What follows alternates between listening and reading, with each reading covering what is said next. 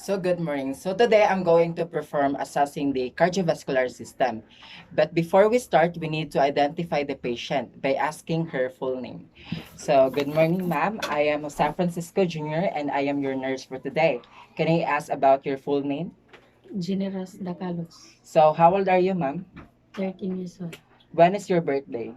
April 9. And now that we already know the patient identity, next is to explain the purpose of the respiratory system examination and answer any question to the patient. So ma'am, karon day ma'am, I will perform respiratory system examination. And do you have any questions, ma'am? None. And last is to perform hand hygiene. This is to avoid contamination.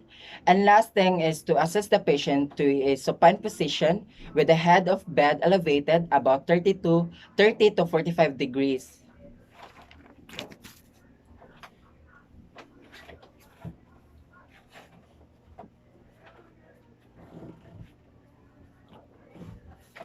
And expose the anterior chest.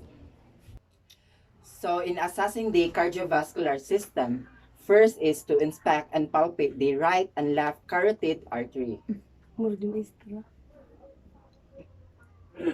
Only palpate one carotid artery at a time.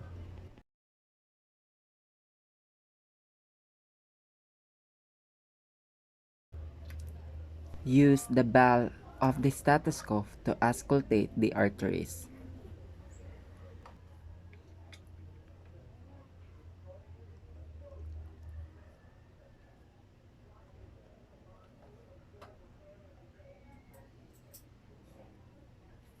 Second is to inspect the neck for jugular vein distension. Ma'am, kindly turn your head to the left, ma'am. Observing for pulsation.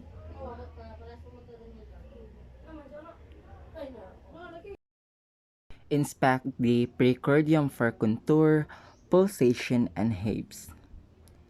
Using the palmar surface with the four fingers held together, palpate the precordium gently for pulsation.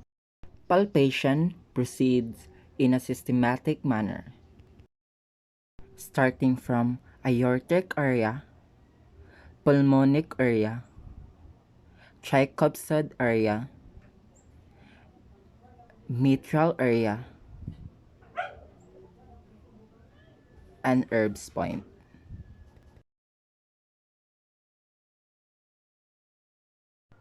Use systematic auscultation beginning at the aortic area, moving to pulmonic area, then to the Erb's point, then to the tricuspid area, and finally to the mitral area.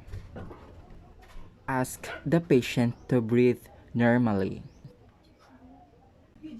So after the procedure is assess the patient to a comfortable position.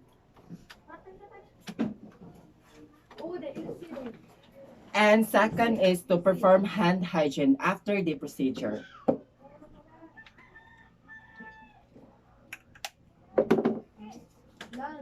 And last is document all the findings of the assessment.